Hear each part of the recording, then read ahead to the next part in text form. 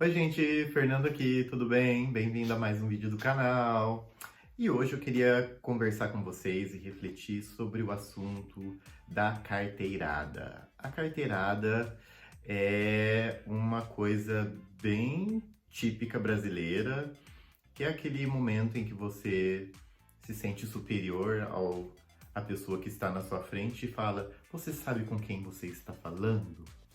Pois é, a gente teve uns três exemplos desses últimos tempos de carteirada que viralizaram na net, que passaram até na televisão, no Fantástico. E hoje eu queria conversar com vocês por que brasileiro gosta de dar carteirada e o que leva as pessoas a darem carteirada e a fazer isso. O que está por trás disso? Então vamos lá? Bom, como vocês devem ter visto, o último e mais fresco caso da carteirada foi o caso lá do desembargador de Santos, que foi abordado por um guarda civil, onde o guarda civil pediu para ele educadamente que botasse a máscara, porque ele estava andando sem máscara, e ele logo veio falando: você sabe com quem você está falando? Porque eu sou isso, porque eu conheço fulano de tal, e eu vou ligar aqui pro outro fulano de tal e ele vai te dar uma prensa. Aquele clássico exemplo, né? De eu sou melhor do que você porque eu sou de um cargo importante, blá blá blá e blá blá blá. Né? A gente também teve o caso daquela mulher que falou pro fiscal que o marido dela não era cidadão, ele era engenheiro formado e melhor do que você. Isso também é um caso de carteirada. E a gente tem o caso do Alphaville, que acho que também passou no Fantástico, se eu não me engano, que os policiais foram chamados para atender uma denúncia de agressão, né, à mulher, e o cara humilhou o policial, xingou o policial porque ele ganha R$ 300 por mês e aqui é Alphaville, mano. E foi um caso assim, para mim me deixou atônito.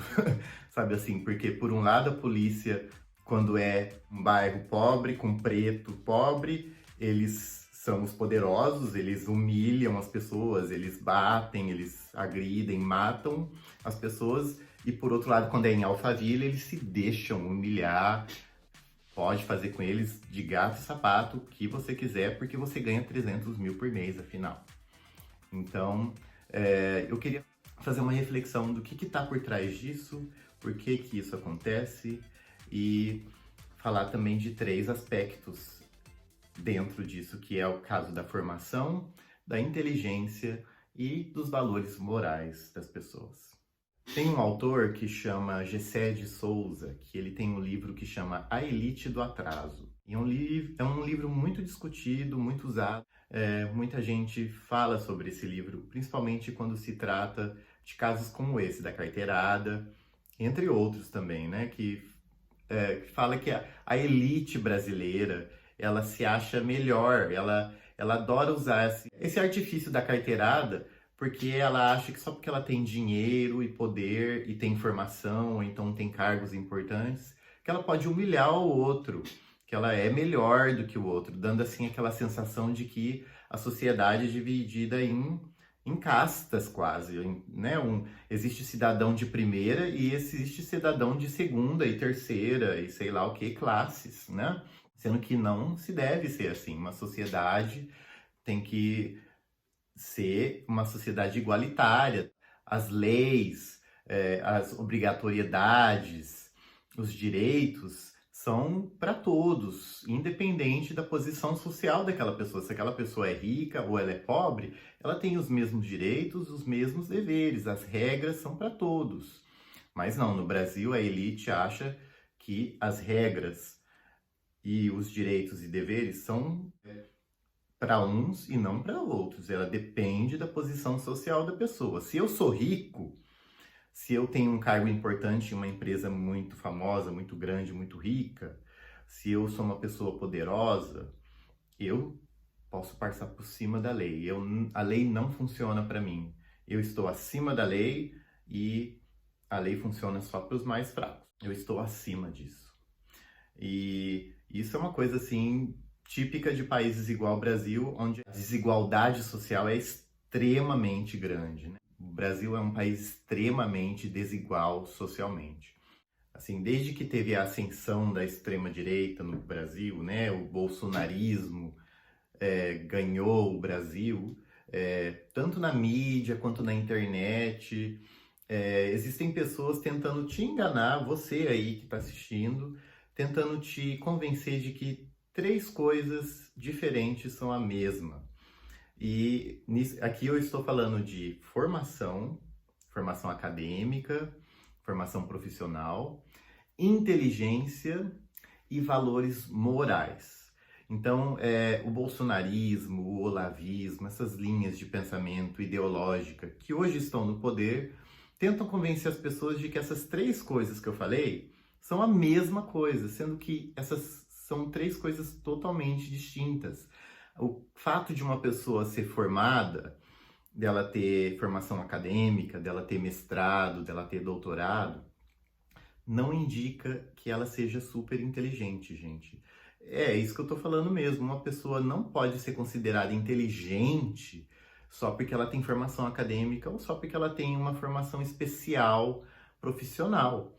Porque existem vários tipos de inteligências e muitas pessoas que não têm formação acadêmica nenhuma, que não têm nem formação educacional básica, às vezes são muito mais inteligentes, né? Existem casos de pessoas que moram na rua e quando você vai conversar com a pessoa, você vê que a pessoa sabe, inclusive, falar línguas, sabe discutir, sabe expor suas ideias. Então, não é necessariamente interligado ou não é necessariamente um fato de que a pessoa que é formada, de que tem formação acadêmica, é uma pessoa inteligente.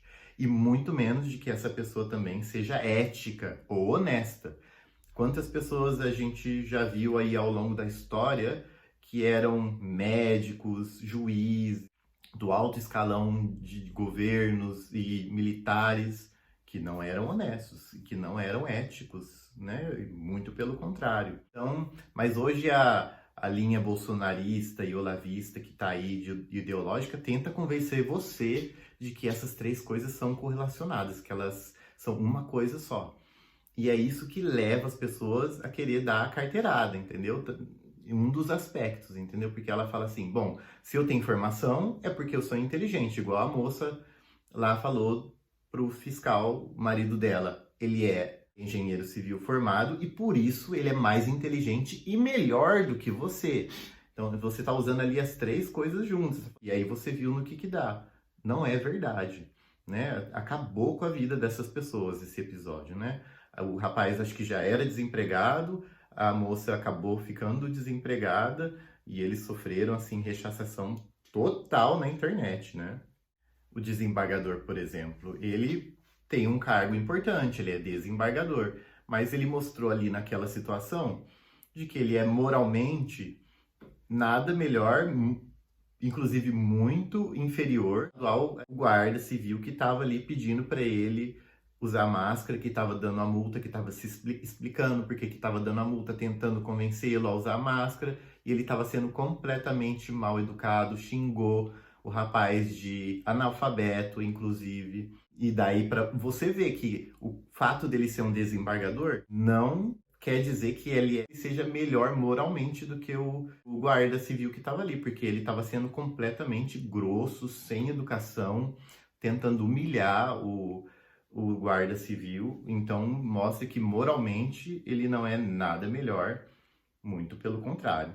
Quantos casos você já não viu aí de garis, de varredores de rua que acham às vezes carteiras de pessoas com dinheiro, ou então às vezes até montantes muito maiores de dinheiro e vão lá e devolvem, eles não ficam com aquilo para eles. Uma pessoa dessa não tem cargo, não tem às vezes a formação que um desembargador tem, mas é moralmente muito, muito melhor, muito mais honesto, muito mais ético do que qualquer pessoa que tenha formação e que seja considerado inteligente. Então é só para mostrar para vocês que essas três coisas não têm necessariamente correlação. Uma pessoa que é formada não é necessariamente inteligente e não é necessariamente honesta ou ética, né? Tudo pode variar. Uma pessoa que é morador de rua ou uma pessoa que tem uma profissão muito simples, porém digna, como um pedreiro, um gari, uma pessoa que limpa banheiro, pode ser muito mais honesta, muito mais ética, ter valores muito mais éticos do que uma pessoa que tem formação, de que tem cargo importante em empresa e que seja doutor, mestre, considerado inteligente.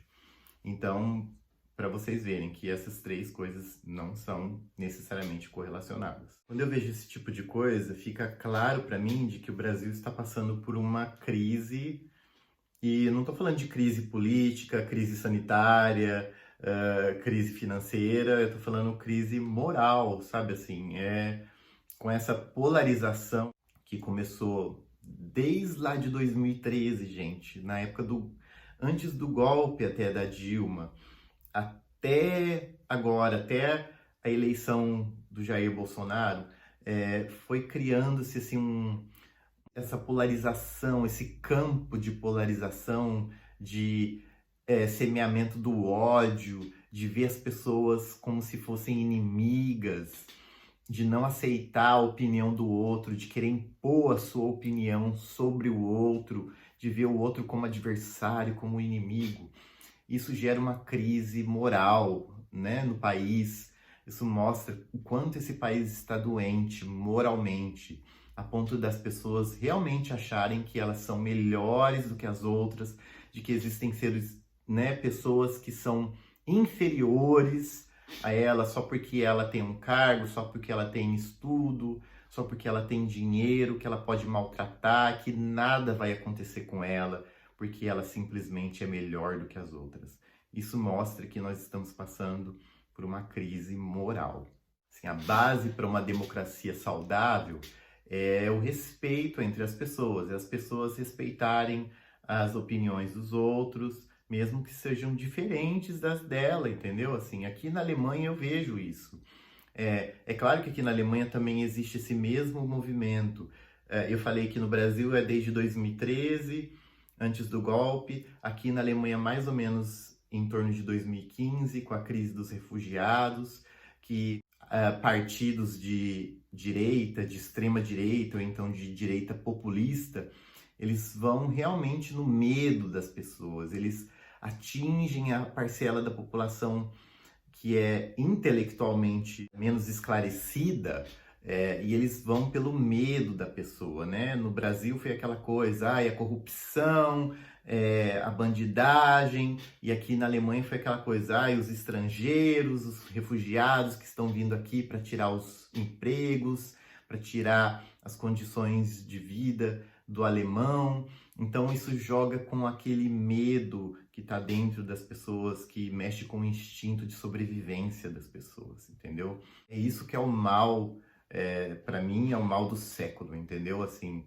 é jogar com esse tipo de sentimento, de polarizar, de jogar as pessoas uma contra as outras, é uma coisa horrível, assim, e só faz a gente cair mais e mais nesse poço dessa crise moral que está tomando conta não só do Brasil, mas também do mundo, de muitas partes do mundo, inclusive aqui na Alemanha, como eu disse, né? Esses partidos de direita, extremista, populista, vêm ganhando cada vez mais força porque eles falam diretamente com as pessoas que têm mais medo, que têm mais insegurança, que são intelectualmente menos desprovidas de pensamento crítico e de senso crítico também. Assim, a extrema-direita e essas ideologias de extrema-direita, né, tipo olavismo, bolsonarismo, eles usam de artifícios como esse para tentar ganhar seu público, que é um público geralmente ressentido, rancoroso, que não aceita a ascensão da classe pobre, a melhoria de condições de vida das classes mais pobres. Na minha opinião, grande ascensão do bolsonarismo e que levou à vitória de Bolsonaro em 2018 foi esse rancor que eles conseguiram alimentar nas pessoas a respeito do PT e das políticas do PT ter permitido que pessoas saíssem da miséria e tivessem poder de consumo, que Como diz o Paulo Guedes, né? Esse rancor que eles têm de ver a empregada indo para Miami, indo para Disney em Orlando.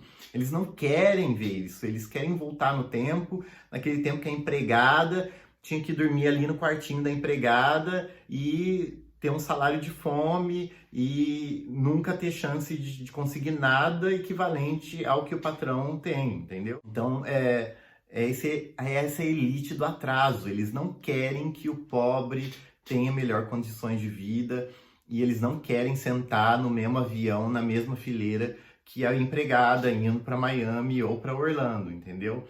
Então, é aquele velho discurso, aquele velho jeito de pensar de que não, quem é pobre tem que ficar lá quietinho no seu canto e os ricos podem tudo, sabe? É isso que é o grande problema atual, moral da sociedade, que os ricos querem continuar cada vez mais ricos e não querem que os pobres consigam nada de melhoria nas suas vidas, porque parece que isso ataca ou que isso fere a condição deles. Eles veem isso como uma ameaça. Acontece que o mundo muda, as pessoas mudam, as ideias mudam, né? Novas ideias aparecem.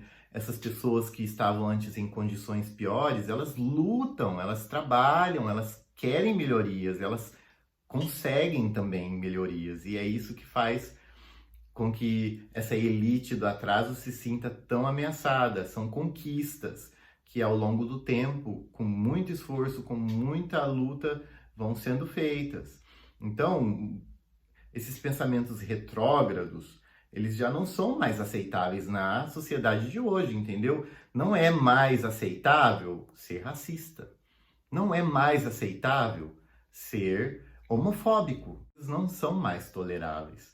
E aí vem a extrema-direita com aquele discurso de que somos conservadores. Eles vêm com aquela luta de costumes. Mas por trás dessa luta de costumes, eles só querem garantir o direito deles de continuarem sendo machistas, homofóbicos, racistas.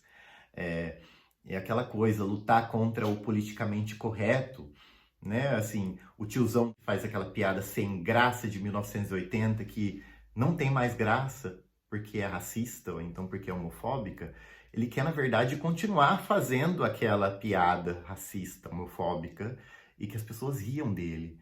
Mas acontece que os tempos mudam, a cabeça das pessoas mudam, as pessoas olham para o passado e veem o quanto é horrível fazer uma piada homofóbica, o quanto é inaceitável fazer uma piada machista, falar com uma mulher de um jeito machista, misógino, de botando a mulher para baixo, né? Isso não é mais aceitável. E essa extrema direita, ela vem direto tocar naquelas pessoas que querem continuar sendo machistas, misóginas, racistas.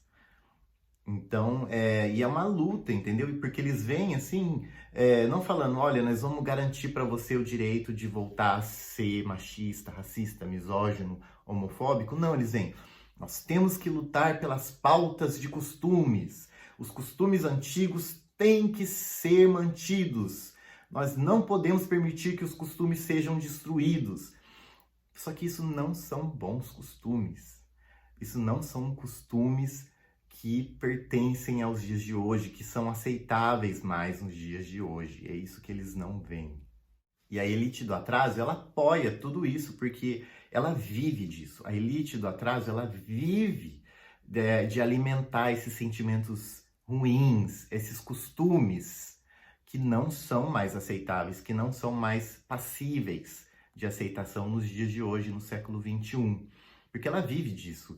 Enquanto ela estiver lá no alto, enquanto as pessoas estiverem ainda sendo racistas, misóginos, homofóbicos e mantendo os pobres na pobreza, eles vão continuar no lugar onde eles sempre estiveram, né? Então é isso que está por trás dessas políticas, desses pensamentos de direita, do olavismo e do bolsonarismo. Eles simplesmente querem se manter lá, eles são retrógrados, eles querem se manter lá nesse passado, conservando essas ideias essas atitudes que na verdade não são mais aceitáveis no dia de hoje.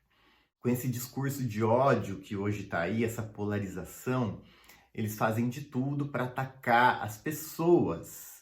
E ao invés das ideias das pessoas, eles atacam a reputação das pessoas, eles fazem de tudo para destruir as pessoas, porque eles querem que esse tempo volte, onde era normal fazer piada com mulher, fazer piada com homossexual, fazer piada com negro. Só que esses grupos de pessoas que sempre foram tão atacadas não estão mais dispostos a aceitar isso. Então é aí que se dá a guerra, o embate de ideias e o embate, essa polarização se dá nesse campo. E aí que nós temos que trabalhar. E o grande exercício das pessoas que são vítimas, que são desses grupos atacados, é não combater diretamente essas pessoas, mas sim combater as suas ideias. O que a gente tem que fazer é combater as ideias dessas pessoas.